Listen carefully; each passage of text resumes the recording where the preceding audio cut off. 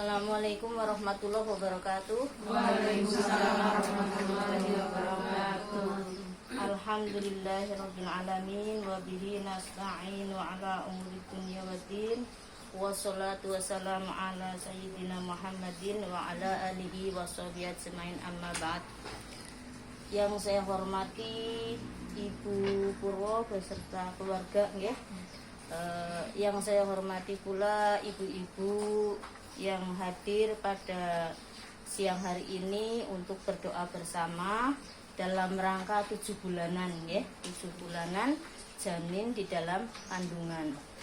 Marilah kita muji syukur kehadirat Allah Subhanahu wa taala bahwasanya siang hari ini kita alhamdulillah mendapatkan rezeki yang sangat begitu luar biasa nih Bung ya, yaitu rezeki bisa silaturahmi ya, terus bisa tadarus Al-Quran nanti, terus kemudian tadabur itu artinya memahami isi-isinya, saya jelaskan sedikit nanti, terus kemudian juga rezeki-rezeki yang lainnya, artinya taklim muta'alim, artinya belajar bersama tentang Islam ya, karena apa yang akan saya sampaikan ini termasuk ilmu-ilmu agama Islam. Ini jadi kelihatannya sangat sepele, cuma duduk beberapa saat ya, tidak hanya paling-paling 1 jam, tapi pahalanya begitu luar biasa ya. Jadi silaturahmi itu adalah memperpanjang umur ya kan, menjadikan rezeki melimpah dan berkah kan gitu. Lah terus kemudian bertemu dengan ustadz gitu ya misalnya, atau ustadzah juga itu akan menjadikan rahmat Allah ya nanti di yaumil akhirah. Terus kemudian termasuk Anda nanti diniati ya, diniati sedoyo niki yang saya sampaikan, niat tolabul ilmi, mencari ilmu, di situ juga melimpah ruah pahalanya, bahkan dikatakan di sana mantoriko salakan ilal ilmi sahalallahu torikon ilal jannah. Barang siapa menempuh jalan mencari ilmu agama Islam, maka dia akan dimudahkan menuju surganya. Nah, ini kan termasuk mencari ilmu Islam ya, karena saya tidak sekedar tadabbur, tidak sekedar qiraatul Quran, tapi tadarus Al-Quran, tapi di sini juga saya terangkan, kan gitu ya. Nah, terus kemudian di sana juga dikatakan, ketika Anda datang kemari itu di jalan tadi sampai sekarang sampai nanti pulang, itu malaikat itu merentangkan sayapnya ya, itu sampai begini ya, istilahnya itu untuk menghormati dan berdoa sepanjang sampai selesai ya, dari mulai jalan ke sini. Kalau yang diniati, kalau belum diniati nanti diniati ya Bu ya, diniati yang saya sampaikan, niat silaturahmi, niat tadabur, tadarus, niat tolabul ilmi, semua diniatin itu. Nah, terus kemudian juga berdoa, dan tidak hanya malaikat Bu, malaikatnya itu sampai 70 malaikat ya, bahkan ada yang mengatakan 70.000 ya. Ini di sini cuma kita nggak lihat ya. Soalnya apa bahaya nih, kalau ibu-ibu lihat ekspresinya masih terus lari tunggang-langgang ya. Kalau malaikat itu tidak seperti kita, begitu besar sekali ya, besarnya itu sebesar bumi, nah langit dan bumi. Nah, nanti ada yang bertanya, Allah kayak Bu Tuti tahu ngerti, pernah lihat, entah yang saya lihat itu mata saya beneran atau mata batin saya, yang jelas saya pernah lihat, tapi tidak saya ceritakan di sini, di lain hari kalau yang mau kita ketemu lagi, karena di sini nggak kesuwen kan gitu ya. Nah itu 1 kali seumur hidup saya waktu kelas 6 lihat makhluk yang sebesar itu gitu ya, ngakunya Israel ke saya, tapi nggak tahu itu apa. Yang jelas dia ngakunya Israel, betul Bu, saya nggak pernah berbohong. Jadi alhamdulillah, insya Allah saya dari Allah Subhanahu wa taala ditunjuk sebagai istilahnya orang yang akan memberikan tausiah ya di kehidupan ini. Jadi dari kelas 6 SD itu saya alhamdulillah sudah diberikan kayak gitu, maksudnya ada musyahadah melihat yang ngakunya malaikat. Saya nggak tahu itu malaikat beneran apa enggak, yang jelas saya kan pernah melihat kan gitu ya. Nah terus kemudian ya banyak sekali lah pengalaman spiritual keagamaan saya ya, yang di situ saya semakin yakin terhadap Al-Quran, sehingga terhadap Islam, sehingga saya menyampaikannya jadi ada hujahnya, ada dasarnya, argumentasinya gitu. Terus kemudian di situ juga tadi waktu datang ke sini sampai nanti ibu selesai pulang, itu yang namanya hewan-hewan dan tumbuh-tumbuhan itu mendoakan semua, mendoakan panjang umur, mendoakan rezeki berkah dan segalanya. Itulah orang yang datang ke majelis taklim ya, dan silaturahmi. Amin ya. Apalagi membaca Al-Quran, satu hurufnya saja itu melebihi dunia dan seisinya. Indallah ya, menurut Allah. Kalau menurut manusia beda ya. Menurut manusia ditanya, kamu mending tak kasih duit 1 miliar sama baca Fatihah 1 kali, mending mana? Bu, jujur aja Bu. Iya bos, nah itu bedanya. Karena ibu masih di dunia ya, jadi semua orang masih dunia pasti lebih cenderung ke dunia, iya kan? Nah, iya, nggak mungkin bu, udah deh. Kamu ibu pilih nih 1 miliar sama baca Al-Fatihah, milih yang mana, tapi nggak boleh dua-duanya, satu aja. Pasti milih 1 miliar dulu, ya kan? Nanti gampang Fatihahnya kan gitu. Karena masih di dunia ya. Tapi kalau sudah ruh dicabut di akhirat baru tahu ya, di alam barzah asem ngerti ya, biar aku 1 miliarnya tak lepas lah mendingan Fatihah 1 ya kan? Karena Fatihah bisa ke surga kan gitu. Nah, itu bedanya. Makanya wajar lah kita BAJ ya, katanya BAJ tahu Bu. BAJ biasa aja ya kan, bomat gitu ya, bodoh amat kan gitu ya. Artinya bomat terhadap orang-orang di dunia memang seperti itu. Nggak usah gumunan ya Bu, nggak usah kagetan dibully orang terus ngapain kayak gitu ya kan gitu ya. 7 bulanan kayak itu nggak ada di zaman Rasul misalnya, bomatin aja ya. Kan mereka belum pernah mati jadi nggak tahu ya. Tapi satu itu kadang-kadang juga mereka ilmunya belum sampai ya Bu. Jadi ini yang kita lakukan hari ini betul-betul memang ada hadisnya, ada Al-Qur'annya. Cuma memang para ustadznya itu yang menafsirkan berbeda-beda. Itu letaknya di situ. Artinya bomat itu yang saya maksudkan ada yang enggak doain ya silakan, gitu Bu. Nah, yang kita doain ya jalan aja. Semuanya samalah. Yang enggak doain juga doa sendiri kan di rumah. Intinya di situ. Nah, untuk itu saya ingin menyampaikan ini sebelum kita baca Al-Quran bersama, saya ingin menyampaikan bagaimana kok kita dadah berdoa. Itu nanti kalau panjenengan di rumah boleh buka sendiri Al-Qurannya ya, surat Al-Mu'minun ayat 12-14. Di sana ceritakan ya, antara lain bunyinya begini. A'udzubillahi minasyaitonirrajim. Bismillahirrahmanirrahim. Walaqad khalaqnal insana min sulalatin min tin. Bahwa sungguh-sungguh kami Allah, berarti Allah ya, Allah menciptakan manusia dari saripati dari tanah. Ya, itu Masya Allah Bu. Al-Quran dan Islam juga Muhammad Rasulullah SAW itu sangat ilmiah Bu, hebat sekali. Makanya kita itu harus bangga menjadi muslimah gitu ya. Jangan menjadi muslimah ada bulian, kamu kok agamanya Islam gitu ya. Kalau di sini sih Islam nggak apa-apa ya, keren. Kalau di sana di Amerika ya, di mana itu ya, di luar negeri kan Islam menjadi agama yang sangat dibully Bu.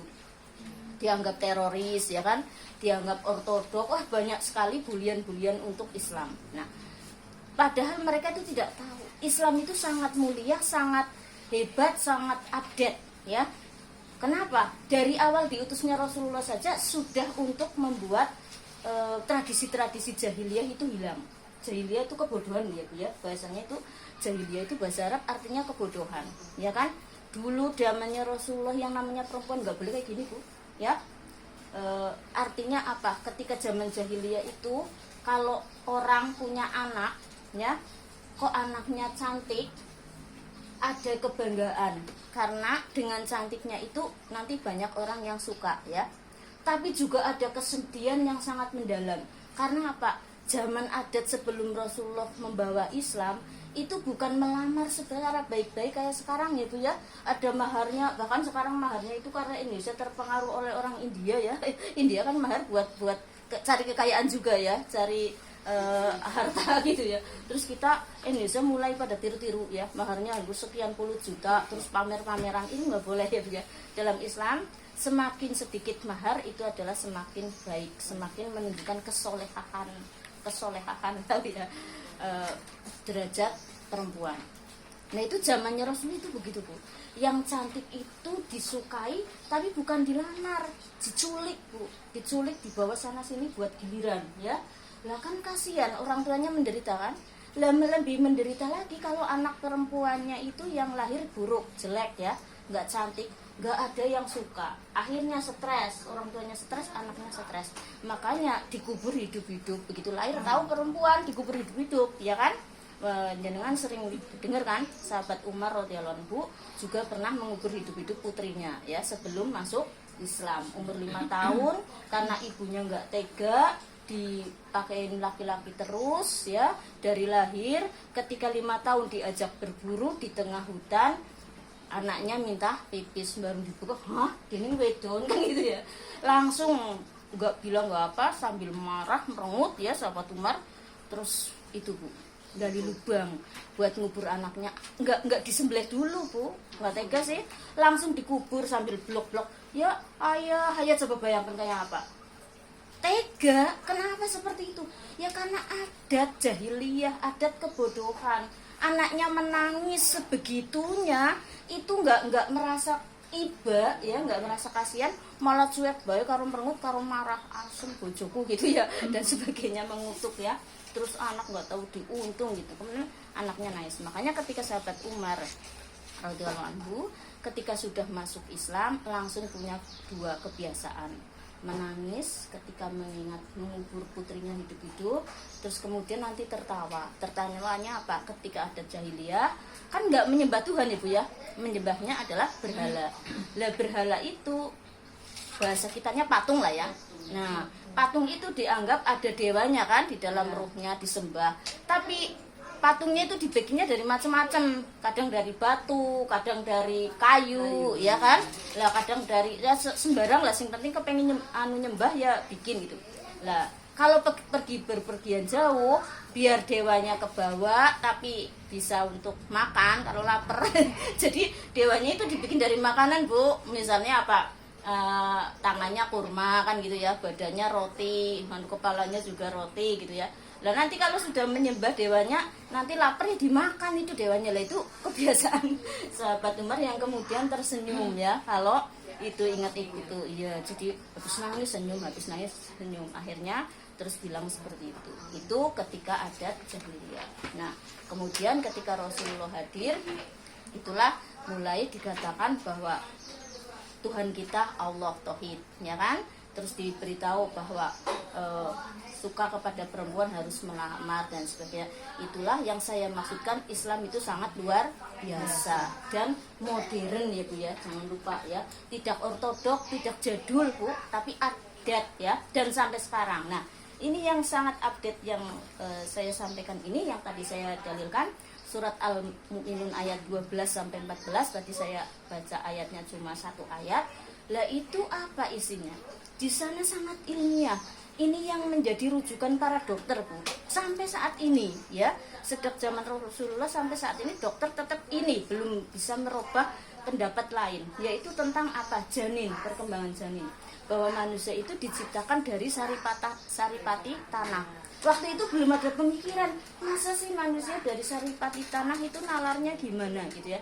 Ternyata ujung-ujungnya sekarang setelah diteliti, yang namanya yang kita makan ini kan menjadi saripati ya, itu kan awalnya dari tanah ya Bu ya. Kangkung dari mana Bu?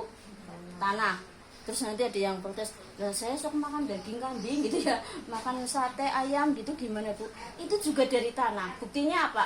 Ayamnya makan, iya, sapinya, ayamnya makan apa gitu ya, makan padinya juga dari jagungnya dari situ, sapinya juga begitu. Ternyata betul dari saripati tanah. Nah makanya ketika kita menginginkan anak kita menjadi soleh dan solehah, itu dimanage dulu dari makanannya ya. Jangan makan makanan yang haram ya. Kalau sudah makan makanan yang haram, nanti terciptanya juga anaknya angel diomongin ya. Jadi berusaha makan yang halal.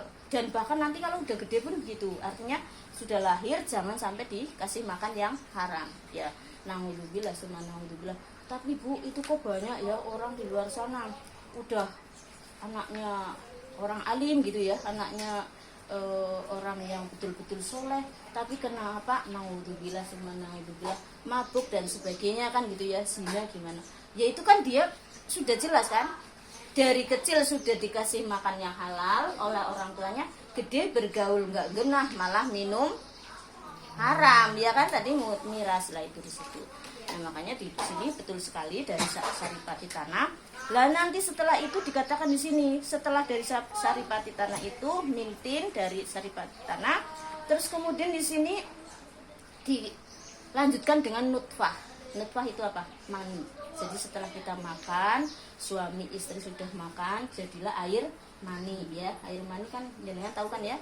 Nah itu, nah bertemunya air mani antara suami istri ya. Lah itu baru diciptakan oleh Allah menjadi apa? Lah ini di sini, ini setelah menjadi mani maka menjadi alaqah. Alaqah itu adalah darah ya. Jadi mani nanti jadi darah ya. Makanya kalau kita sedang hamil, haid apa enggak? Enggak, karena mani kita yang haid itu sebenarnya mani busuk Bu. Air mani kita yang tiap hari kita produksi itu, lah ketika sebulan sekali nggak jadi janin, nggak jadi bayi, maka jadi busuk telurnya. Itu kan namanya telur ovum ya, mani itu. Lah kemudian keluar, itulah yang dinamakan ya darah haid atau menstruasi. Nah, setelah itu orang hamil itu pasti tidak mens ya, karena sudah jadi maninya sudah mau jadi orang, embrio, sigot ya, sigot dulu itu kalau menurut ilmiahnya. Tapi kalau menurut Islamnya ini bahasa Al-Qur'annya menjadi nutfah dulu mani, terus alaqah. Alaqah itu adalah darah ya, darah kempel ya. Terus setelah itu mudghah. Mudghah itu apa? Daging kempel. Jadi setelah darah nanti menggumpal. Makanya kalau orang miskin kan gitu ya, Bu ya. Gumpal baru 2 bulan loh, kan darah ya, daging ya, daging kempel. Tapi kalau sebelum 2 bulan biasanya darah yang keluar, tiba-tiba darah sok-sok gitu ya, banyak gede-gede gitu ya.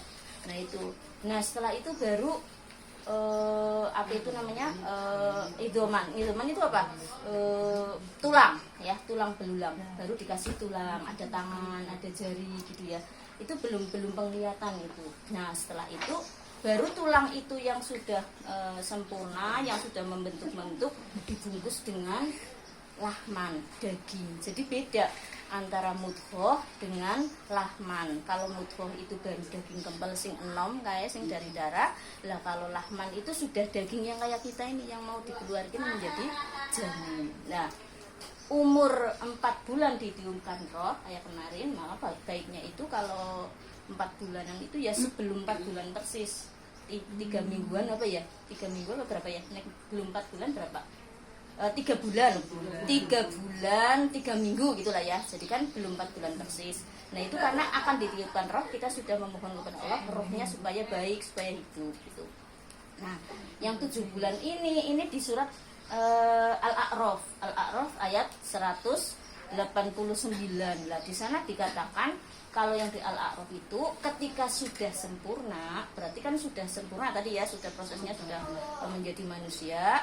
Nah itu sudah gede, sudah mulai ada pendengaran, sudah ada penglihatan. Nah ini kita bacakan yang surat Luqman supaya mendengarkan ini loh nak, Tuhanmu Allah. Surat Luqman kan itu intinya. Jadi ada di sana ada tentang menyembah kepada Allah, berbuat baik kepada ibu bapak gitu ya. Jadi surat Luqman itu intinya itu. Makanya ini sebelum kita doakan, saya ingin menyampaikan, tolong siapapun yang sedang hamil ya, termasuk beresu, tapi beresu nggak kesini ya. Lupa baru bertemu 1 kali ya. Tolong biasakan surat-surat ini ya. 1 surat Al-Fatihah itu otomatis karena surat pembuka nggih, dan juga buku roh. Nah, surat Al-Fatihah itu untuk apa? Al-Fatihah itu di situ adalah ibunya Al-Qur'an. Itu hamil beneran. Oh, tak kira hamil beneran. Lah, aku yang mikirnya masa hamil dadakan diguyu-guyu beneran. Ya, gitu ya. Jadi di apa? Al-Fatihah ya. Al-Fatihah itu apa? Ya otomatis Al-Fatihah kan ibunya Al-Qur'an. Jadi semua pakai Al-Fatihah. Tapi di situ ada intinya. Di Al-Fatihah itu adalah membiasakan ketuhanan Allah, ya kan? alhamdulillah, bersyukur. Nah ini biasanya terutama khasiatnya bebas dari penyakit, Bu. Makanya banyak Al-Baqarah biar janinnya sehat. Yang kedua itu selain ini nanti lo ya. Yang kedua itu membaca surat Yasin. Nanti kok Yasin biasanya orang meninggal, bukan ya. Yasin itu di situ adalah untuk kekuatan, Bu. Kekuatan tauhidnya, keislamannya, kekuatan imannya. Nah, itu. Nah, terus ayat kursi tahu, Bu? Yang Al-Baqarah ya, Allahu la ilaha illallah. Nah, itu adalah untuk mengusir setan. Ya, jadi janinnya tidak suka diganggu setan gitu ya. Terus kemudian otomatis ini surat Luqman itu pelajaran ada tauhid, ada apa gitu ya. Kalau surat Maryam itu kalau perempuan ya jadi solehah seperti Maryam, kalau surat Yusuf ya kalau laki-laki ganteng dan soleh seperti Nabi Yusuf alaihi salam. Itu intinya lah. Terus kalau mau ditambah lagi surat Al-Baqarah yang terakhir itu ya, Rabbana la tu'akhidna in nasina, itu dibacakan untuk apa? Ya untuk selalu memohon ampun. Jadi nanti anaknya supaya terbiasa istighfar ya. Itu ya, sholawat tentu saja juga dibacakan. Kenapa sholawat? Ya kalau orang yang tidak mau sholawat kepada Rasulullah itu orang yang sangat aneh ya. Kalau bahasa kasarannya orang kufur, tidak bersyukur. Kenapa? Karena kita taunya Islam kan dari Nabi ya, Bu ya, dari Nabi Muhammad. Masa nggak mau sholawat, matur nuwun kan gitu. Kalau nabinya nggak dimatur nuwun nggak apa-apa. Kitanya sendiri ya, Bu. Contoh, orang anak kita kok nggak pernah mau mendoakan orang tua. Mbok anak tidak soleh gitu. Nah, termasuk umat yang tidak soleh, sing ora belum sholawat ya kan? Karena Pak, orang tua sudah mengandung ya, ayah sudah mencarikan nafkah atau ibunya bahkan mengandung juga mencari nafkah. Kok ndongaknya tok kalau memampir liwali-wali itu ya nggak mau kan, kebangetan loh. Itu baru ke tingkat orang tua. Kalau Nabi juga seperti itu. Kok nggak mau sholawat ya kebangetan banget kan gitu. Jadi intinya begitu. Nanti dibacakan surat-surat itu aja. Dengan biasa ya, monggo lah sekarpe. Dan yang penting intinya sebenarnya banyak-banyak berdoa ketika sedang hamil ya kan. Lah doa untuk apa itu perlindungan, Al-Falaq, An-Nas, Al-Ikhlas, terus kemudian ayat kursi itu sering-sering ya. Kalau apal malah Bismillahilladzi la yadurru ma'asmihi syai'un fil ardi wala fis sama'i wa huwas samiul alim. 3 kali tok lah. Ya kalau ingat ya, lagi masa kok ingat doakan lagi sebenarnya apa, Bu? Betul, Bu. Yang namanya janin itu sedang dalam kandungan sebenarnya setannya itu sudah menggodain terus gitu ya. Makanya ada istilah zaman dulu, kalau zaman sekarang enggak pada percaya sih orangnya ya. Naudzubillah ya. Enggak saya ceritakan lah, pokoknya yang buruk-buruk ini ada janin, mudah-mudahan janinnya selamat semua ya. Yang amin. Ya, jadi ada kejadian-kejadian yang tidak kita sukai ya, karena itu sebenarnya godaan yang ghaib maupun yang tidak ghaib ya.